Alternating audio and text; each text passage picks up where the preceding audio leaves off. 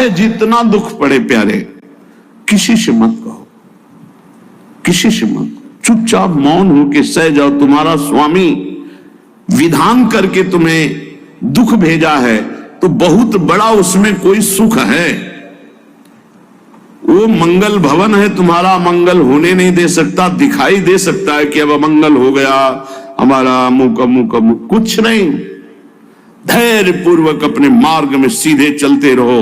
उसका विधान आया है, वो दुखद हो या सुखद, सुखद है तो हर्षित मत हो, दुखद है तो शोकित मत हो, आगे बढ़ो। देखो ये अध्यात्म है, ये कमर कस लो कि इस जन्म में मुझे इस भव समुद्र से पार होना ही है। ये जो कमजोर दिल के होते हैं ना, अनुकूलता जहां मिली तो बोले जब से हमने भक्ति शुरू की सब काम चकाचक बन रहे। ये भक्ति का फल नहीं है, भूल मत करना। ये तुम्हारे सुकृत चल रहे हैं इसलिए है। और जिस दिन दुष्कृत का फल आएगा उस दिन भक्ति करते हुए भी कदम रखना मुश्किल हो जाएगा, पग पग पर तुम्हें दुख मिलेगा। इस सिद्धांत को समझ लीजिए तो कभी आप निराश नहीं होंगे, शूरवीर होकर आगे बढ़ते रहेंगे। जो हमारी भक्ति है नई फसल है, और इस फसल की जो आनंद वृत्ति है वो भगवदानंद है, ज्ञानानंद है, अखंडानंद है, प्रेमानंद है। वो भोगानंद नहीं है, विषयानंद नहीं कि भगवान की बड़ी कृपा जो चाहो वो भोग मिल गए। ये सुकृतों के फल है। ये सुकृत और दुष्कृत दोनों को यही नष्ट कर दो और निकल चलो भगवान की परम धाम में, जहां नित्य सेवा सुख का आनंद सहचरियां ले रही है। श्रीपाद कह रहे संतर्जयस ताड़यन, कोई मुझे बहुत डांटे भर्त्सना करे और ताड़यन पिटाई भी कर दे, मुझे कुछ कभी शिकायत नहीं करनी प्रभु से। देख रहे हैं ना, वो उन्होंने विधान किया है ना कि इसको पीटो, तो हम चुपचाप पीट लेंगे, किसी से नहीं कहना। रहीमन मन की मन व्यथा रखिए मन में गोए, सुनिठ ले हैं लोग सब बांटने। इसीलिए असंगो हम, असंग किससे कहें अपने दुख सुख की बात। अपना दिल तो दिलवर को दे दिया, जो बीते सो दिल तो उनके पास है, वो तो जाने दुख सुख की बात, हम क्या जाने, हम तो बस आपके हैं। मौन, अपने विषय में न सुख की बात करे न दुख की, मौन। बात करे तो प्रभु की करे, नहीं तो मौन। मान लीजिए अगर ये मौन आप धारण कर लेंगे तो निकल जाएंगे माया से, नहीं तो किसी की निंदा कर देंगे, किसी का ऐसा कटु वचन बोल देंगे, परुख वचन बोल देंगे, भजन छीन हो जाएगा, भजन करने की वृत्ति नष्ट हो जाएगी। सैकड़ों लोगों के प्रश्न है कि पहले भजन अच्छा होता था अब नहीं होता। उसमें दो बातें होती है, एक तो भजन की ऐसी भूख बढ़ गई है कि अब उतने भजन से नहीं और भजन होना चाहिए। ये उत्तम महापुरुषों की कृपा पात्र भक्तों की वृत्ति होती है। और एक होता है कि आपसे वैष्णव अपराध बन गया, कुसंग हो गया, इस कारण से ऐसा। अगर आपके हृदय में कोई दोष वृत्ति नहीं हो, फिर भजन में ऐसा लगता है कि मेरे से बहुत कम भजन होता है, वैसा भजन नहीं होता जैसा होना। ऐसा बड़े बड़े महापुरुषों को भी अनुभव होता है। ये कोई निंदनीय बात नहीं है, वंदनीय बात है। पर वास्तविक यदि भजन नहीं हो रहा है, वास्तविक यदि आपका रुक गया है आनंद, तो आप ढूंढ लीजिए आपका भोजन गलत है, आपका संग गलत है, आपने कोई वैष्णव निंदा की है, बस यही कारण है। यही खोज लेना, यही सुधार कर लेना। किसी से क्षमा याचना की जरूरत नहीं, अंदर देखो और आचार्य गुरु से प्रार्थना करो, सब ठीक हो जाएगा। बड़े कृपालु है, जिन्होंने अपराधी मुझ जैसे को घसीटा तो अब अपराध बन जाएगा तो थोड़ी छोड़ देंगे वो। विश्वास कीजिए, उन्हीं से प्रार्थना कीजिए, नाथ यदि आपको अपराध मोचन कराना है तो भेज दीजिए मुझे उसके पास, या उसको बुला दीजिए, मैं पैर पकड़ लूं, हाथ जोड़ लूं यदि अपराध बन गया, और यदि आप चाहें तो आप क्षमा कर दें, आगे से सावधान रहेंगे।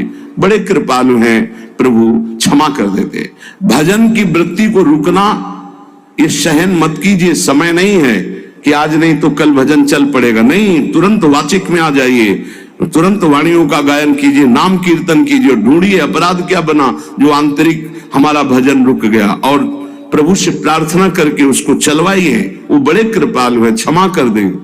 अगर आपने प्रगट में किसी का अपराध किया और उपस्थित हो तो जाओ, उनके चरण पकड़ो, उनसे प्रार्थना करो। भजन का रुकना सहन मत करो, बहुत कठिन है भजन करके भगवत प्राप्ति करना।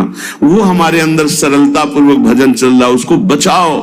किसी की निंदा मत करना, किसी की अवहेलना मत करना, तुम्हारी कोई निंदा करे, तुम्हारी अवहेलना करे, सह जाना, कह रहे हैं, इसमें कह रहे हैं संतर्जय ताड़यन बंधनन। यदि वो कहीं मुझे बांध दे, मैं बंधना में स्वीकार कर लूंगा।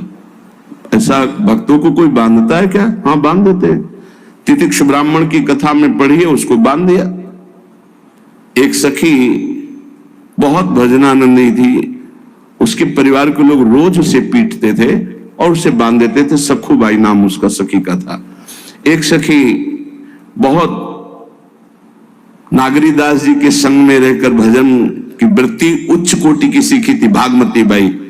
उनके पति ही उनके ऊपर सैया लगाकर नवीन रानी के साथ बैठते हुए सब पिटाई करते, इतना कष्ट देते, पर वो उच्च कोटि की ऐसी महान भक्ता, परम सिद्ध बरसाने के जो वास करने वाले अपने नागरीदास जी थे, हरिवंश महाप्रभु के शरणागत, उनके सत्संग से ऐसी उच्च कोटि की दशा प्राप्त हुई, उसे कोई फर्क नहीं पड़ा। उसके कष्ट देने के लिए उसके ऊपर सैया लगाते, राजा थे, और नवीन रानी के साथ उसके ऊपर बैठते और उपद्रव करते, मारते पीटते, लेकिन वो सम रहती। संतर्जय ताड़यन बंधनन, शांत, वो देख रहा है, बस तुमको यही सोचना, वो देख रहा है, मेरा स्वामी देख रहा है।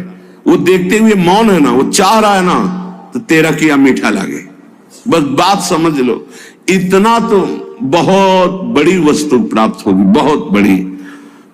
एक मिट्टी जब कुम्हार को अर्पित हो जाती है तो पीट पीट कर एक छोटा राई भर भी दाना नहीं रहने देता, क्योंकि राई भर भी अगर दाना रहा वहीं से मटकी फूट जाएगी, राई भर भी अहंकार रहा वहीं से भक्ति रस निकल जाएगा।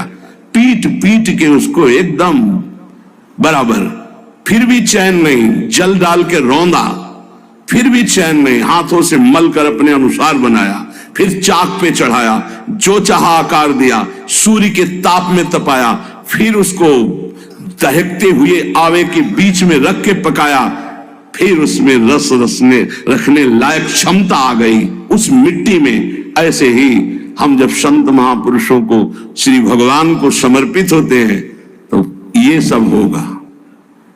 रस रखने लायक हृदय तभी होता है जब आवे में तपता है, इसलिए तैयार रहो। तभी नागरीदास जी ने कहा, बड़ो ही कठिन है भजन ढिक डरिबो। एक सूरवीर योद्धा की तरह जैसे उसके अंग घाव से युक्त होते हैं, वो कदम पीछे नहीं आगे ही बढ़ाता है, ऐसे भजनानंदी चाहिए। चाहे मुझे चोर कहा जाए, पतित कहा जाए, गाली दिया जाए, मुझे मारा जाए, बांध लिया जाए, तो भी मैं भगवान पर दोषारोपण नहीं करूंगा। मैं यही निश्चय करूंगा, प्रभु मेरे देख रहे हैं, जोई जोई प्यारो करे।